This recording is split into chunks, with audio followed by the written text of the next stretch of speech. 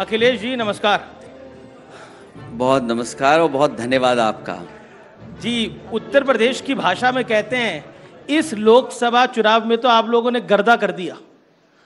ऐसा गर्दा कि अगर बीजेपी का रथ मेजॉरिटी से पीछे रुका है, ये मैंने उस दिन भी बोला था और आज भी बोलता हूं, वो समाजवादी पार्टी ने रोका जब 37 सीटें जीती। क्या कहना चाहते हैं? मैं पीडीए परिवार का धन्यवाद देना चाहता हूं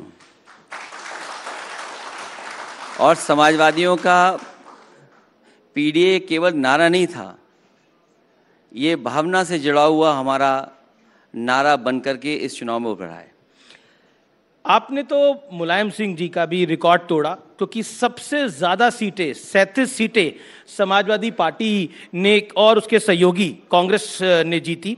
2004 में सपा ने 35 सीटें जीती थी, 26% वोट मिला था, और 2024 में रिकॉर्ड 33% वोट मिला है। जो सीटें हम लोग जीते हैं इंडिया गठबंधन और पीडीए की रणनीति से, भारतीय जनता पार्टी के लोग बेईमानी न करते तो 50 सीटों से ऊपर ये गठबंधन सीटें जीत गया होता। अच्छा, अभी भी आपको बेईमानी दिख रही है?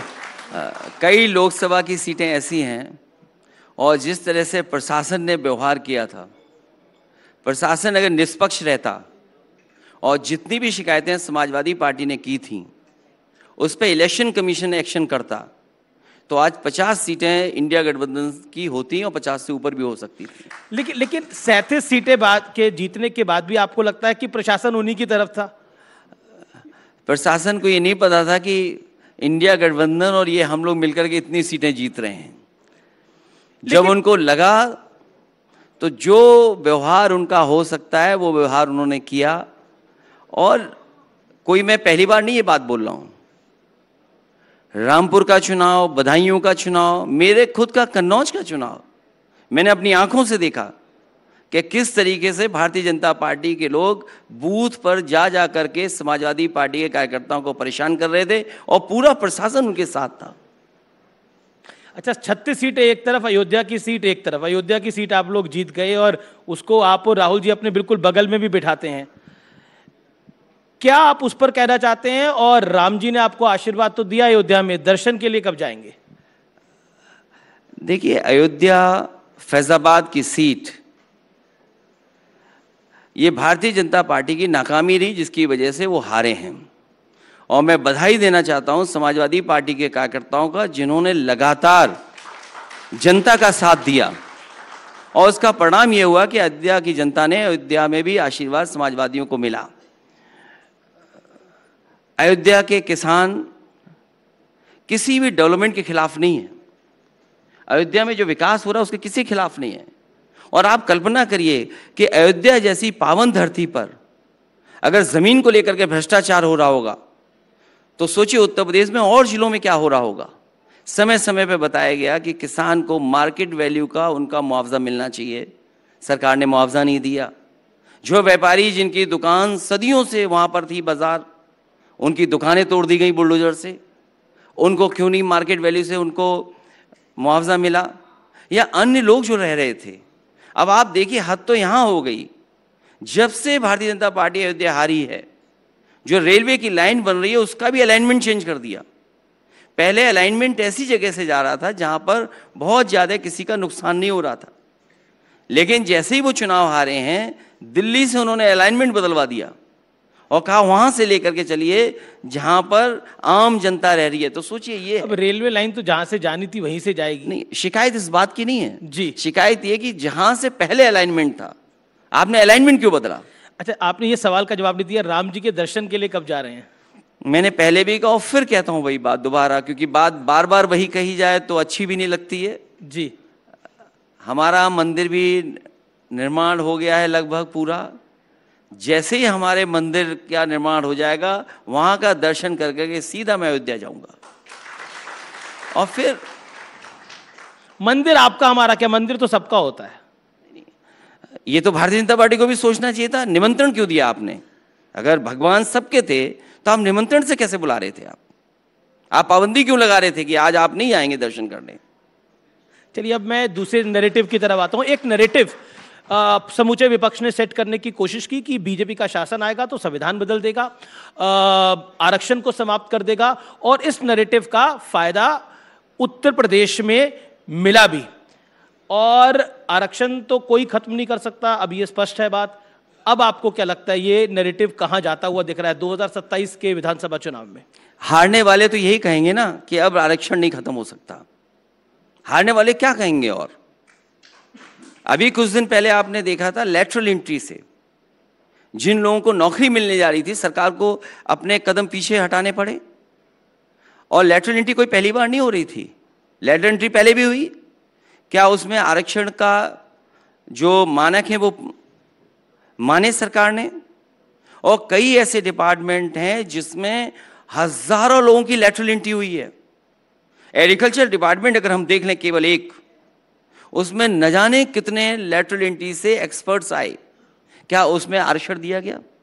तो जो बात विपक्ष कह रहा था, जो समाजवादी लोग कह रहे थे, और समाजवादियों ने कोई पहले चुनाव में नहीं कहा, चुनाव शुरू होने से पहले जहां जहां पीडीए पंचायत की गई वहां पर हर जगह ये बात कही कि भारतीय जनता पार्टी की सरकार आएगी तो संविधान से खिलवाड़ होगी। आपको भी पता है कि आरक्षण कोई खत्म नहीं करने वाला नहीं, ये बात आज कह रहे हैं। मैं ये जानना चाहता हूं, जो वाइस चांसलर पूरा उत्तर प्रदेश जानता है कि जो वाइस चांसलर के अपॉइंटमेंट हैं, क्या उसमें पीडीए परिवार के लोग हैं? और फिर वाइस चांसलर ने जो जिन लोगों को अपॉइंट किया है, क्या उसमें पीडीए परिवार के लोग हैं? मेरा अगला सवाल है कि राहुल गांधी ने अमेरिका में आरक्षण पर एक बयान दिया जिस पे बवाल मच गया। उन्होंने कहा कांग्रेस आरक्षण खत्म करने के बारे में तब सोचेगी जब सही समय होगा। तो अब बताइए, ये तो आप ही के सहयोगी हैं। देखिए, जो स्टेटमेंट कांग्रेस पार्टी के राहुल गांधी जी ने दिया, पहली लाइन गलत थी, बाकी सब ठीक था। तो आप ही तो पिक कर रहे हो, आपको पिक क्या करना है? अब देखिए, और जहां तक आरक्षण की बात है, आरक्षण में लड़ाई बहुत लंबी रही है, इतिहास बहुत उसका लंबा रहा है कि कहां कहां लोगों को इसके लिए लड़ना पड़ा है, तब जाकर के अधिकार मिले हैं। लेकिन देखिए, सिर्फ हमने सवाल नहीं उठाया या बीजेपी ने सवाल नहीं उठाया, मायावती ने भी बोला कि मुझे डर है कि अगर कांग्रेस सत्ता में आई तो आरक्षण को समाप्त कर देगी। मायावती जी का ने बोला। सच्चाई ये है कि आरक्षण के लेकर के समय समय पर देश में बहुत सारे संगठन, बहुत सारी पॉलिटिकल पार्टी, उन लोगों ने अपनी बात रखी और लड़ाई लड़ी गई है। और आरक्षण तब मिला है जब बहुत लड़ना पड़ा है लोगों को। जी, एक बहुत बड़ा विषय है जिसको लेकर बीते दिनों बहुत सियासत हुई। अपराधियों में, डकैतों में जाति ढूंढनी जा रही है। इस विषय पर आप क्या कहना चाहते हैं? मेरे पास आपका एक बयान भी है जो आपने सुल्तानपुर की डकैती के विषय में बोला, क्या कहना चाहते हैं आप? देखिए, ये सरकार भेदभाव कर रही है। कैसे भेदभाव? ऐसा है कि अगर सरकार ये स्वीकार करती है जी सुल्तानपुर वाले मामले में कि मुख्य उसमें जो अपराधी है और उस पर मुकदमे ज्यादा हैं, वो सरेंडर कर लेता है। आप मंगेश को 2 तारीख को उठाते हैं और 5 तारीख को इनकाउंटर करते हैं। आपने मुख्य जो उसका सबसे करता धरता था, उसके खिलाफ कार्रवाई क्या की आपने? लेकिन योगी जी ने बोला कि अगर वो डकैत वहां पर लोगों को मार देते, उसके बाद क्या करा जाता? उन्होंने आपसे सवाल पूछा। ये योगी जी ने क्या सवाल किया है, वो अपने एसटीएफ के बारे में जान लें। एसटीएफ क्या है?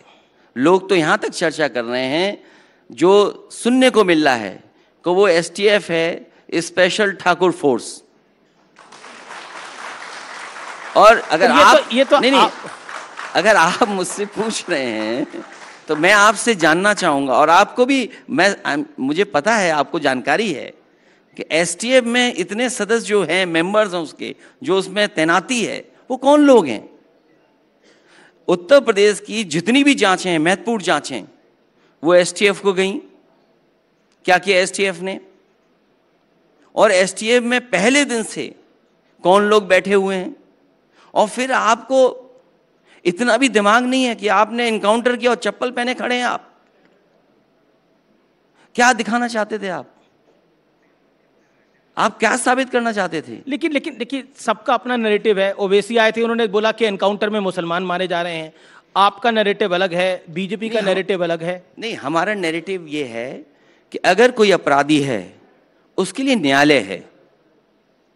आप न्यायालय पे भी भरोसा नहीं रख रहे हैं। आप मैं एक आंकड़ा आपके सामने रखता हूं, क्योंकि आपने बोला कि जाति देखकर और एनकाउंटर होते हैं, तो मेरे पास एक आंकड़ा है। 2017 के बाद से करीब 207 अपराधी एनकाउंटर हुए हैं। करीब करीब 66 मुसलमान हैं, 20 ब्राह्मण, 18 ठाकुर और 16 यादव हैं। अब आप बताइए, अन्य में कितने हैं? क्या पूछा आपने? अन्य में भी लिखा होगा। मेरे पास जो आंकड़ा है मैं आपको बता रहा हूं। नहीं, तो आधा अधूरा आंकड़ा नहीं, मेरे मत पास पूरा दिखाइए। आंकड़ा है ये। मैं इसी तरह आपके आंकड़े के हिसाब से मैं कहता हूं, मैंने अंग्रेजी अखबार का एक लेख पढ़ा जिसमें ये कहा गया कि जब से सरकार बनी है भारतीय जनता पार्टी की, उसमें 18,000 ऐसी घटनाएं हुई हैं। 18,000। और अगर 18,000 हुई हैं तो वो जो आप आंकड़ा हमें बता रहे हो, तो 18,000 का वो आंकड़ा कहाँ है? और हमारे पास भी ऑफिशियल तो 207 है। हमारे पास भी आंकड़ा है जी, निकालना है आप।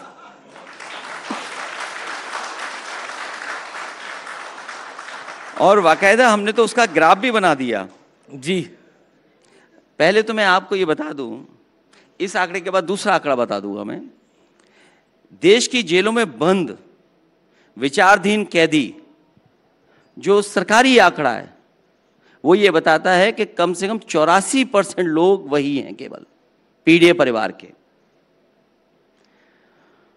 और जो उत्तर प्रदेश का आंकड़ा है जिसकी आप बात कर रहे हैं, फेक इनकाउंटर में मारे गए अपराधियों के आंकड़े, आप गिनिए कि इसमें पीड़ित कितने कुल मिलाकर के हैं। पिछड़े, दलित, मुसलमान भाई, आदिवासी कितने हैं? पर अखिलेश जी, एक सवाल, काउंटर नहीं, सवाल। अगर वो आंकड़े आप बता दें मुझे, बिल्कुल, आंकड़े तो आपसे आंकड़े 60% वही लोग निकलेंगे। नहीं, पर अपराधी को पकड़ने से पहले उसकी जाति पूछनी चाहिए। आप क्या इस पक्ष में? आप पूर्व मुख्यमंत्री हैं उत्तर प्रदेश के। नहीं, मैं ये पूछना चाहता हूं, जो मुख्य अपराधी था, जिस पे मुख्य थे, धाराएं थी, जितना बड़ा पेज आप हाथ में लिए हो उतनी उसकी धाराएं थी उसके ऊपर, उसको आपने सरेंडर करा दिया। तो आपको सब एनकाउंटर फेक लगते हैं जितने यूपी में हो रहे हैं आजकल 2017 के बाद से? कानपुर में गाड़ी पलट गई, कौन यकीन करेगा सरकार पे कि गाड़ी अपने आप पलट गई? पर कोर्ट ने तो माना, कोर्ट में गया मामला, कोर्ट ने तो बोला कि ठीक है। क्या जनता ये स्वीकार कर रही है? ये बात जो आसपास लोग थे वो स्वीकार कर रहे हैं क्या? और फिर आजकल तो जमाना गूगल मैप का है। हमें और आपको ये कोशिश करनी चाहिए, थोड़ा फंड्स और एफर्ट्स लगा करके हमें आज गूगल मैप से सब पता लग जाएगा कि कब गाड़ी पलटी थी वो। तो आपको लगता है वो गाड़ी पलटाई गई थी? मैं, जहां तक मुझे जानकारी है जी, जहां तक मेरी सोर्सेज कहती हैं कि गाड़ी पलटाई गई थी। और फिर जहां तक इनकाउंटर की बात है, आप अपने आंकड़े बता रहे थे, तो हमारे आंकड़े ठीक हैं कि आपके आंकड़े ठीक हैं? अब ये तो जनता तय करेगी, लेकिन मैंने तो आपको एनसीआरबी के आंकड़े तो आप मानेंगे? नहीं, बिल्कुल एनसीआरबी के डाटा, तो एनसीआरबी का जो डेटा कहता है वो यही कहता है जो मैं कह रहा हूं। लेकिन सीएम योगी कहते हैं कि 2017 से पहले हर जिले में माफिया एक समांतर सरकार चलाता था, चाहे वो प्रयागराज हो, चाहे वो गाजीपुर हो, और माफिया की मौज मस्ती थी। लेकिन मेरे आने के बाद मेरी सरकार की ठसक इतनी है कि माफिया कहते हैं कि अब उत्तर प्रदेश में नहीं जाना। किसी भी मुख्यमंत्री ने जेल में जाकर के माफिया के साथ कॉफी चाय नहीं पी होगी। और उत्तर प्रदेश का कोई मुख्यमंत्री अपने मुकदमे वापस नहीं लिया होगा। और फिर आज तो 7 साल हो जाएंगे लगभग सरकार के। उत्तर प्रदेश को वो सूची जारी करनी चाहिए जिसमें टॉप 10 माफिया प्रदेश के। क्या सरकार कभी भी टॉप 10 माफियाओं का सूची जारी करेगी? यही जो नेगेटिव नैरेटिव है जो बीजेपी कोशिश करती है बनाने का, जी, इसीलिए चुनाव हार रही है। उत्तर प्रदेश का वोट पॉजिटिव पॉलिटिक्स पे पड़ा था, नेगेटिव नैरेटिव पे नहीं पड़ा था, इसलिए भारतीय जनता पार्टी हारी है। एक आपने बयान दिया जिसकी बड़ी चर्चा है आजकल, माफिया और मठाधीश में कोई फर्क नहीं होता, जिसके बाद कई साधु संतों ने इसके विरोध में बयान दिया। इसको आप कैसे देखते हैं? आप तो बहुत वरिष्ठ पत्रकार हैं और हर शब्द का एक भाव होता है। अगर मैं ये कहूं कि आप पत्रकारों के सबसे बड़े मठाधीश हैं, तो आपको कैसा लगेगा?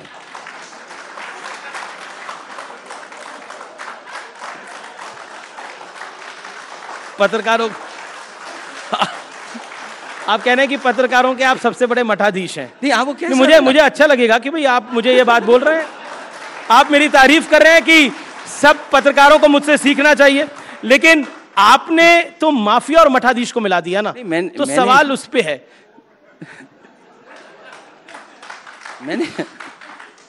मेरा भाव गलत नहीं था। नहीं, मैं बिल्कुल आपके भाव को अच्छे से समझ रहा हूं। आपको कैसा लगा? मैंने तो बोला मुझे तो अच्छा लगा। मैंने तो बोला मुझे अच्छा लगा। अच्छा, अगर आप ये बात, मैं तो आपका भाव अच्छा ही मान के बोल रहा हूं, मुझे अच्छा लगा। तो नहीं, आपने तो गलत भाव से नहीं बोला था। तो मैं अगर ये कहूँ आपको कि आप पत्रकारों के सबसे बड़े मठाधीश हैं, तो कैसा लगेगा आपको? तो पर मैंने भी आपसे सवाल पूछा, माफिया और मठाधीश को मिला देंगे तो फिर आप तो कईयों को तो बुरा लगेगा। आप देखिए, उत्तर प्रदेश में जी, जब से भारतीय जनता पार्टी की सरकार बनी है, बड़ी संख्या में साधु संतों की हत्या हुई है।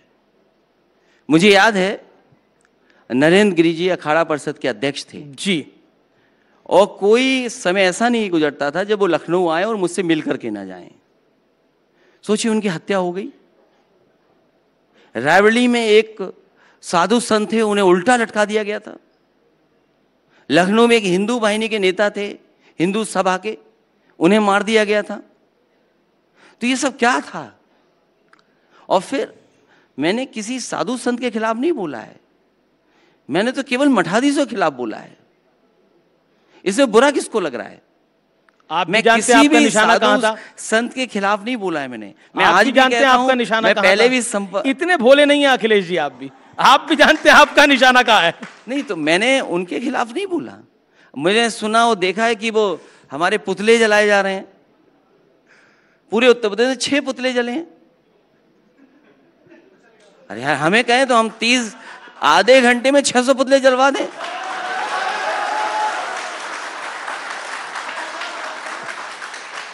लेकिन चलिए, ये तो पुतलों की बात हुई, लेकिन अब मैं भेड़िए की बात करना चाहता हूँ। यूपी में आजकल भेड़िए की काफ़ी चर्चा है, देखिए, और जो भेड़िया है वो बड़ी दिक्कत भी कर रहे हैं। तो ये मुख्यमंत्री जी को सोचना चाहिए कि भेड़िए कैसे आ गए यूपी में। भेड़िए क्या कर रहे हैं यूपी में? नहीं, यूपी जाना जाए अच्छी चीज़ों के लिए, कोई पॉजिटिव नैरेटिव तो यूपी जाना चाहिए। एक्सप्रेस वे के लिए, यूपी मेट्रो के लिए जाना योगी जी से पूछा गया, तो भेड़िए के लिए यूपी जाना जा रहा है। पर योगी जी से पूछा गया, उन्होंने बोला कुछ आदमखोर भेड़िए प्रदेश के अंदर उत्पात मचा रहे हैं। ऐसी स्थिति 2017 के पहले प्रदेश की थी। ये लोग उस समय कितनी तबाही मचाते थे। इनके एरिया बटे हुए थे। वसूली कहीं चाचा कर रहा था, कहीं भतीजा कर रहा था। महाभारत के सारे रिश्ते थे, ये योगी जी ने कहा। देखिए, पहले ये मान लीजिए वो योगी नहीं है। वो योगी नहीं है। जो हमारे शास्त्र कहते हैं, हमें जो जितनी कुछ हमें जानकारी मिलती है, जिस व्यक्ति को क्रोध नहीं आए वही योगी है। जिस व्यक्ति को क्रोध नहीं आए वो योगी है।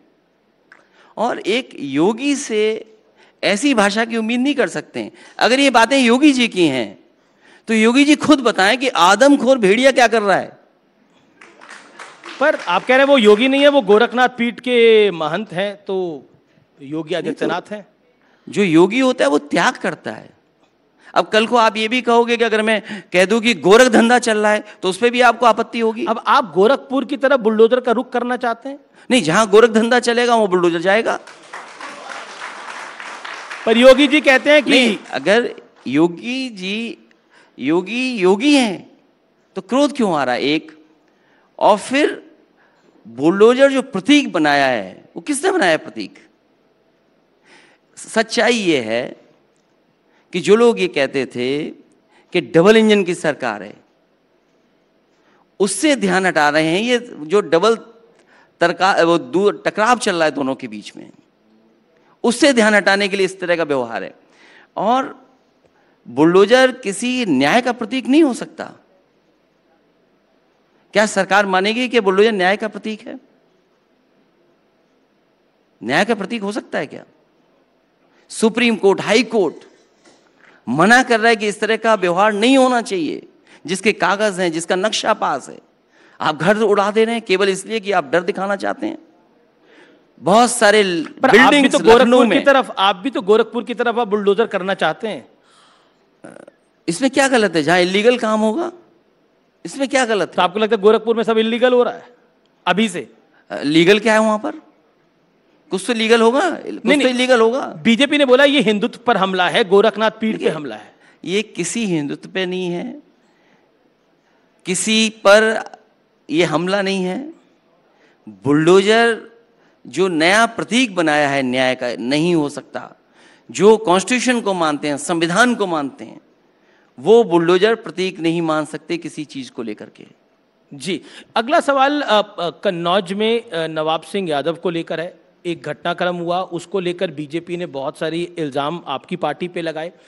प्रदेश में कहीं भी ऐसा दुष्कर्म होता है तो समाजवादी पार्टी बोलती है कि ये गलत हो रहा है, लेकिन नवाब सिंह यादव के विषय पर या फिर मोहित खान के विषय पर आप क्या कहना चाहते हैं? मैं जानता था ये सवाल जरूर आप लोग पूछेंगे। जिस व्यक्ति का आपने नाम लिया है जी, उसका संबंध बीजेपी के नेताओं से बहुत अच्छा है। और ये बात अगर आप जानना चाहें तो कन्नौज के पुलिस कप्तान से फोन मिलाइए, वो आपको सच्चाई बता सकते हैं। एक बीजेपी का गुट फंसाने में लगा था, एक बीजेपी का गुट बचाने में लगा था। इसमें समाजवादी पार्टी क्या करे? पर वो कहते हैं नेता आपके हैं, वो कहते हैं नेता आपके, हमारी पार्टी इंडिया अलायंस के साथ फोटो है।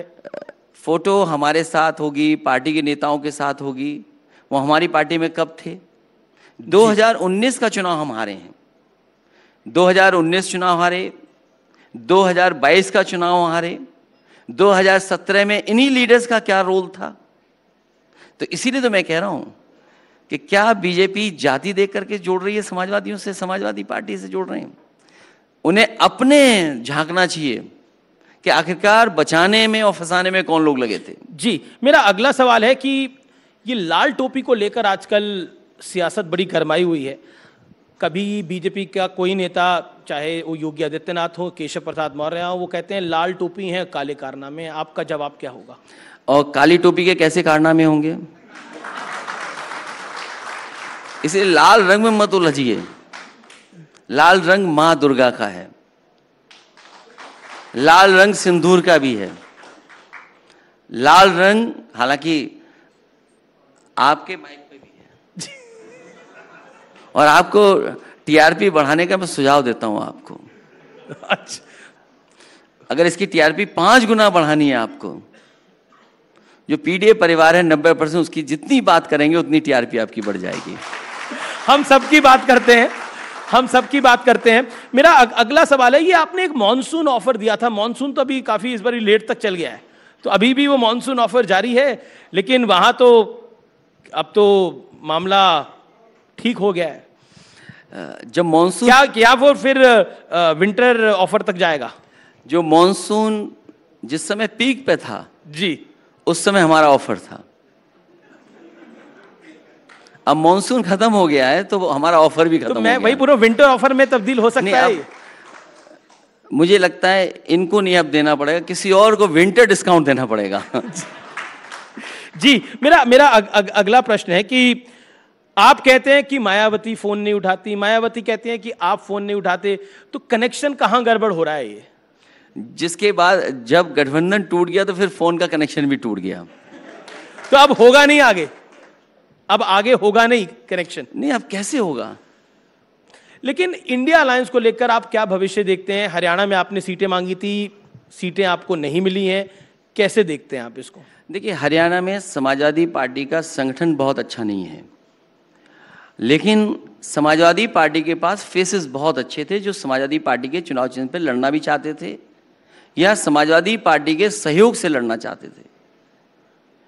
समाजवादी पार्टी की कोशिश थी कि कांग्रेस के साथ अलायंस में जाएं, लेकिन क्योंकि हमारा ये मानना है सीट से ज़्यादा जीत महत्वपूर्ण है, सीट से ज़्यादा हमारी जीत महत्वपूर्ण है।